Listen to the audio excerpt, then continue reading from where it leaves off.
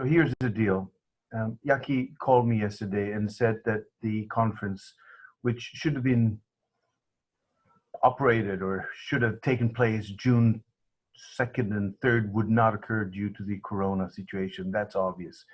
Now, in the face of that situation, we have he has two options. One, of course, is to run a Zoom-based mode of encounter, which, look, it's really trivial. Everybody does that. I mean, that's the first thing one would think of.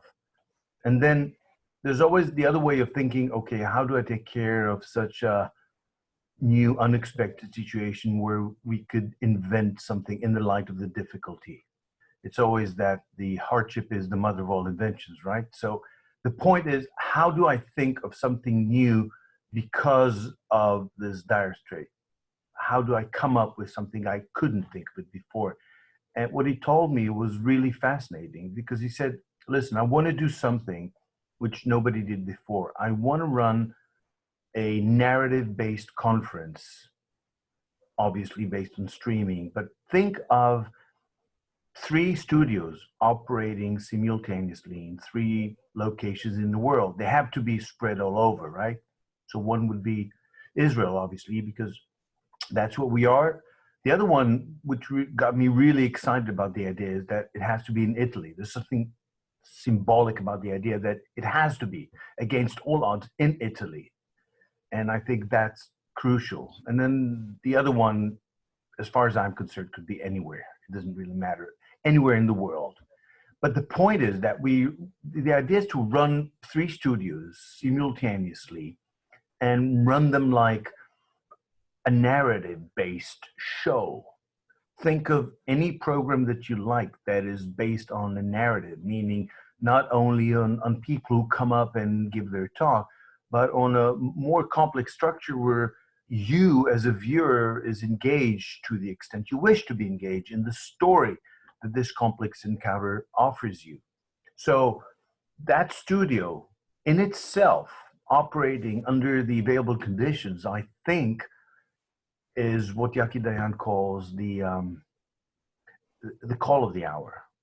Because if we're in the business of education and technology and education, et cetera, I believe that his call, and I believe from where I look at things, the ethical perspective, that this is the call to innovate and to think, what is the essence of the encounter between education and technology? And for me, is not to surrender to the difficulties and the hardships and say, okay, let's do whatever just to float on the water, but let's rise above it. And rising above it is transcending obviousness and putting in front of your face a challenge which is almost unthinkable. Because in the conditions we're facing right now, to produce such a studio, I would say you must be nuts. You know, it's like almost doing the unthinkable. Everything is shut down. Everybody knows that. But that's what makes it so interesting on the one hand, and to me, and excuse my language, ethical on the other hand, because it's a call. It's a calling to our industry and to the meeting and the joining and the conversation between education and technology to rise above the tendency to fall into despair.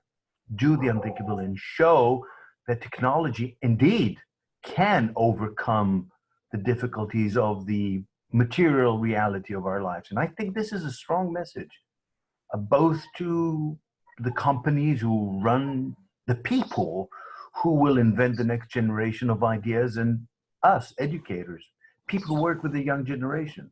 Because I think that what we're facing right now is the need to come up with a message, with a meaningful message. And for me, the message is we can do the unthinkable. And I think that it's one of the best ideas I've heard in a long time. So if you think like me, let's join hands and just do it together. We can do it.